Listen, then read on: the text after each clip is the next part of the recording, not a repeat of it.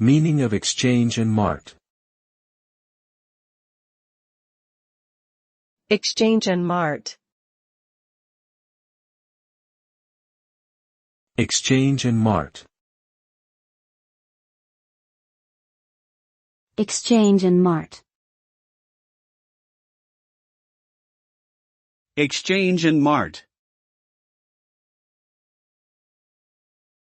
Exchange and Mart refers to a former British classified advertisement website, which was originally a printed publication for buying, selling, and exchanging items. It was founded in 1868 and became one of the UK's largest classified advertising publications. The phrase Exchange and Mart is now often used more generally to refer to any marketplace or forum for the buying and selling of goods. Today, the website has ceased operation, though its legacy lives on as a nostalgic symbol of British commerce.